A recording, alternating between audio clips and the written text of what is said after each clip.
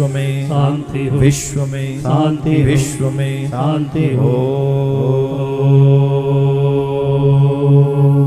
शांति शांति शांति।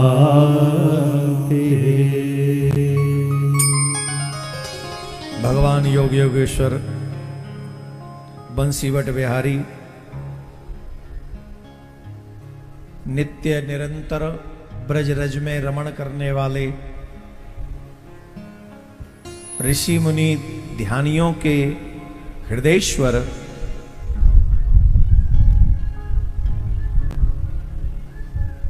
जो नित्य निरंतर अपने भक्तों के लिए इस पावन स्थान पर उपस्थित रहते हैं।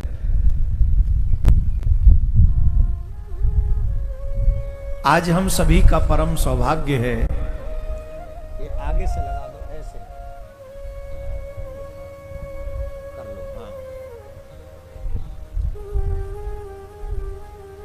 जब हम लोगों के मन में ये भाव आता है कि हम भागवत कथा सुनने जाएंगे, सिर्फ भाव आया, संकल्प आया, उतने संकल्प भर से हमारे पितृगण प्रसन्न हो जाते हैं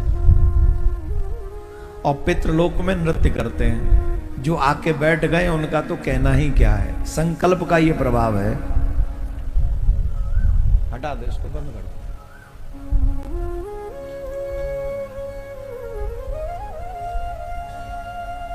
तो जब हमें भगवान ने कृपा करके ये अवसर दे ही दिया है तो एक सेकंड का भी प्रसंग छूटना नहीं चाहिए।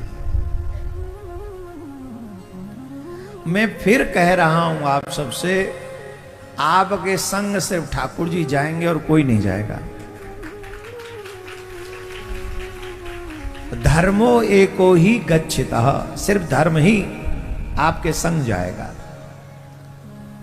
और अपने कल्याण की चिंता आप ही को करनी चाहिए, कोई और नहीं करेंगे। एकदम शांत।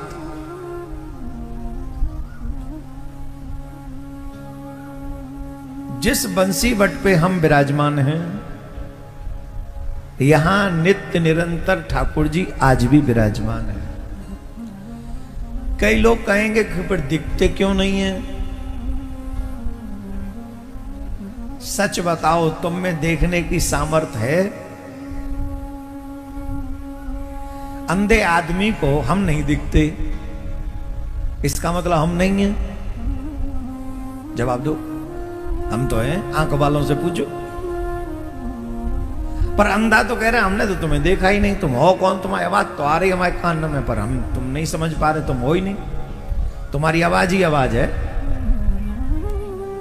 बोलिए नहीं, आवाज नहीं, हम भी हैं, पर दिख क्यों नहीं रहे? बोले तुम्हारे आंख नहीं है इसलिए नहीं दिख रहे। तो उनके आंख नहीं है जिनको बंसी बट पे ठाकुर जी आज दिखाई नहीं पड़ रहे हैं। उनके आंख नहीं, नेत्र नहीं है। उनको देखने के लिए संसारिक चक्षु नहीं चाहिए। दो नेत्र होना परम आवश्यक है। एक है प्रेम का नेत्र और एक है ज्ञान का नेत्र। परख सकती नहीं रत्न को हर इंसान की आंखें, परख सकती नहीं रत्न को हर इंसान की आंखें। दिखाई कृष्ण क्या देगा, न हो जब तक प्रेम की आंखें। जितना प्रेम अपना बेटा अपनी बेटी से करते हो, जितना प्रेम अपनी लुगाई से करते हो, लोग से करते हो, उसका 10% प्रेम भी ठाकुर जी से करके देखो। ठाकुर जी तो मैं यही बंसी बट पे दिखेगो, यही दिखेगो। प्रेम तो करे बैठे लोग लुगाइन थे, प्रेम तो करे बैठे छोरा छोरीन थे, प्रेम तो करे बैठे नोटन थे। ऊपर तो कह रहे हो ठाकुर जी ना दिख रहे, तो तू अंधो है, दिखे कहां थे? ऑलरेडी अंधो है तू, ना दिखेगो। तो ठाकुर जी देखना है तो सूदी सूदी आंख को ऑपरेशन करवा, दिख जाएगा। बोले ऑपरेशन कहाँ होगा? बोले हॉस्पिटल तो शुरू है, वो आजा बैठ जा, ऑपरेशन है जाएगा तो दिख जाएगा। डॉक्टर तो आए गए, हॉस्पिटल लग गो, आईसीयू वाईसीयू सब सेट है। जेरो यंत्र जाके माध्यम से सिरंज, यही सिरंज समझो, इंजेक्शन लगे। और जो कथा रूपी दवाई है जब तुम्हारे अंदर जाएगी तो उससे तुम्हारी दिव्य ज्योति जागृत होगी और ठाकुर जी दिखाई पड़ेंगे। याद करें,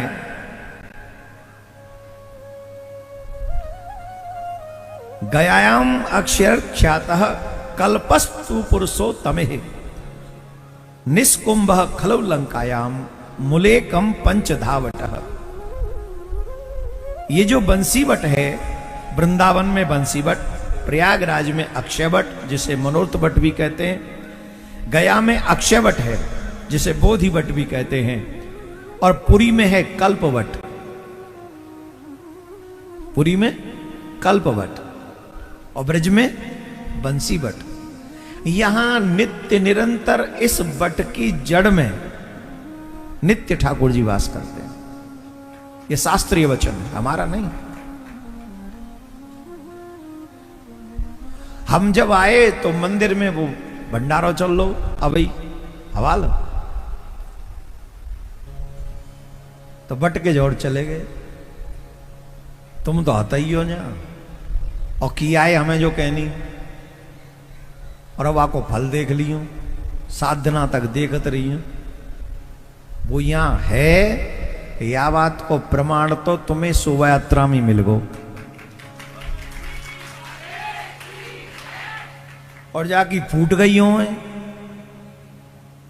उनने तो ठाकुर जी आ जाए तो ना समझ में आवेगी, तुम क्यों कैसे कैसे ना आवेगी। कहां आई बेचारे दुर्योधन की समझ में, ठाकुर जी सामने ही ठाड़ो, आई बाकी समझ में, दुशासन की समझ में आई, और तो और वो आंखें को अंधो धृतराष्ट्र, बाकी समझ में आई।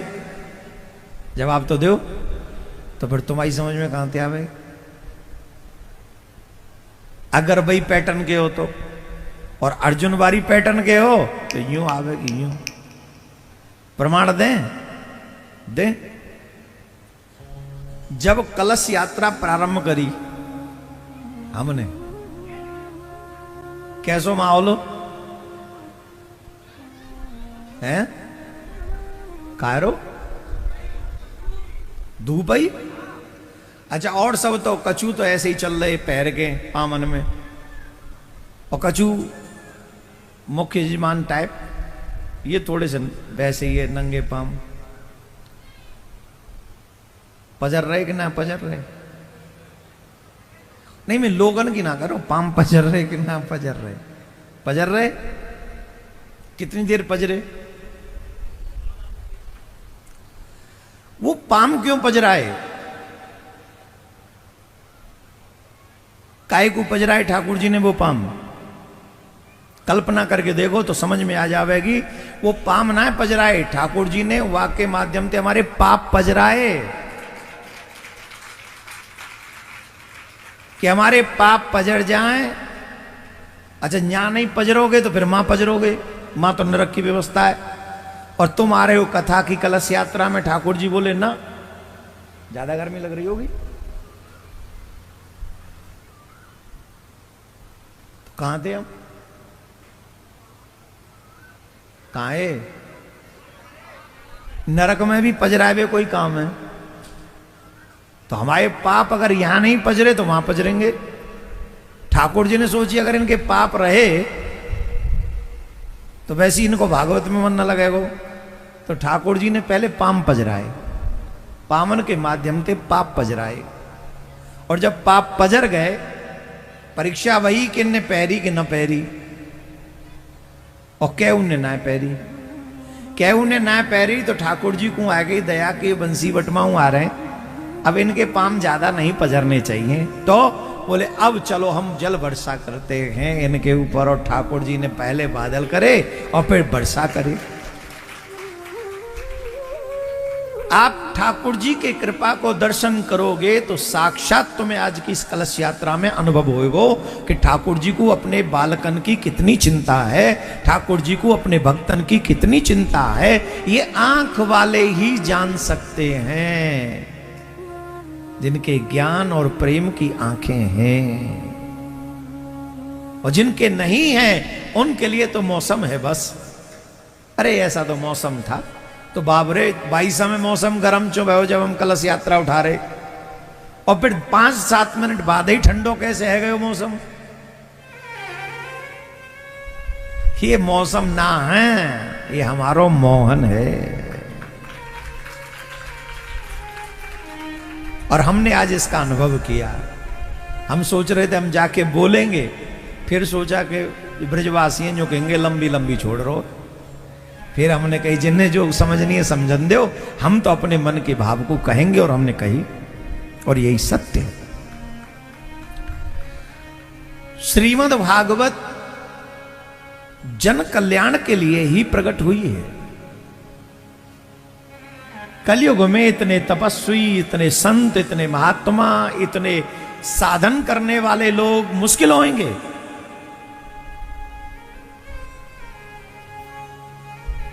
इसलिए आसानी से, सरलता से कलयुग के लोगों का कल्याण हो जाए, उसके लिए भागवत का उद्गम हुआ।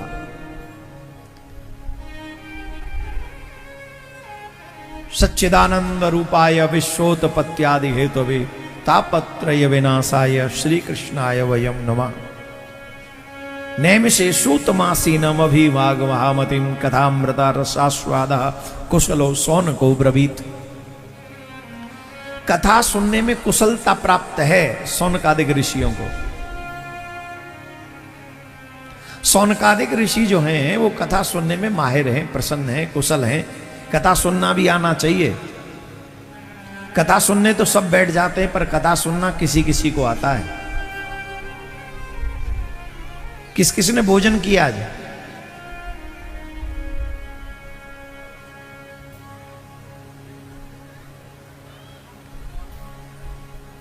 कथा का नियम है, हो सके तो व्रत रह के कथा सुने, भागवत कथा। वो संभव ना हो तो एक समय भोजन करे, वो भी संभव ना हो तो दोपहर का भोजन हल्का करे, जिससे आलस्य ना आए। तात्पर्य क्या है? बोले तात्पर्य सीधा सा है, आपको आलस्य ना आए कथा में। आपका आलस्य सबसे बड़ा विघ्न है आपके और कथा श्रवण के मध्य में। अब आलस्य आएगा तो फिर नींद आएगी, मन नहीं लगेगा, मन उचटेगा, और मन उचटेगा तो फिर थोड़ा बहुत आराम देखोगे कि कुर्सी मिल जाए, सोफा मिल जाए। बंसी बट पे तुम्हें सोफा कहां से लाएं? यहां तो ठाकुर जी ना मिलो सोफा, तुम्हें कहां से मिले? अच्छा बस सच्ची सच्ची बताओ, ठाकुर जी यहां सोफा पे बैठे होगा? कदम चढ़े श्याम बजावत वेणु, कदम चढ़े श्याम बट वृक्ष पे चढ़ के। अभी तो बट वृक्ष का यह स्वरूप आप देख रहे हैं। ये जिस समय यहाँ पे हमारे ठाकुर जी लीला कर रहे थे, उस समय ये बट, यही बट कितना विशाल था। ये बट जमुना जी को भी पार कर जाता था। जमुना की धारा इधर और उधर दोनों तरफ रहते थे, बट ये इतना विशाल था ये बट, इतना विशाल है ये बट। और जब बंसी बट पे आप आते हैं तो बंसी बट का नियम है, या बंसी का भोग लगता है ठाकुर जी को। हर जगह रसगुल्ला खावे, रबड़ी खावे, 56 भोग खावे, खीर खावे, और यहाँ बंसी खावे। अब खावे के बजावे यही जाने, पर यहाँ बंसी अर्पण जरूर करते हैं ठाकुर जी को। करते कि नहीं करते? आप यहां जो बैठ के एक बार राधे राधे बोल रहे हो, ये अक्षय हो गया, ये मिटने वाला नहीं, ये पुण्य आपका।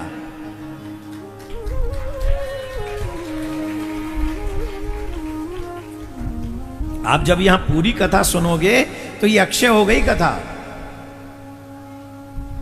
अब इस कथा का जितना फल है वो कल्प कल्पन तक मिलता रहेगा आपको। ये सच आप मानकर यहां पर बैठिए। सूत जी महाराज से सौनकादिक ऋषियों ने जब ये प्रश्न किया कि कलयुग के लोग तो आलसी होंगे, पापमय बुद्धि वाले होंगे, सत्य को असत्य और असत्य को सत्य समझने वाले होंगे, स्वतः ही उनका मन भटकने वाला होगा। तो महाराज हमको एक बात कृपा करके बताइए, इनका कल्याण कैसे होगा? कलयुग के लोगों में आप विशेषता देख लो। आप लोग जो 2-4 सीनियर यहां बैठे हैं उनसे वो आज के बच्चों को देखो और अपने आप को देखो। आप जितना कार्य अभी कर सकते हैं इस उम्र में आपके बच्चे नहीं कर सकते इतनी कम कर्म को, क्योंकि वो आलसी हैं। आपको 4 बजे उठकर भी ऐसा लगता है कि आज लेट हो गए, और उन्हें 9 बजे उठकर भी ऐसा लगता है कि इतनी जल्दी क्यों उठा दिया, आज तो स्कूल जाना ही नहीं है। कितना बड़ा अंतर है, कितना बड़ा अंतर है। तो कलयुग का व्यक्ति आलसी होगा, कलयुग का व्यक्ति पापमय बुद्धि वाला होगा, कलयुग का व्यक्ति क्रोधी होगा, कलयुग का व्यक्ति लोभी होगा। उनके लोभ के सिद्ध में अगर आप कहीं बाधक बनोगे तो आप सबसे बड़े शत्रु हो जाओगे।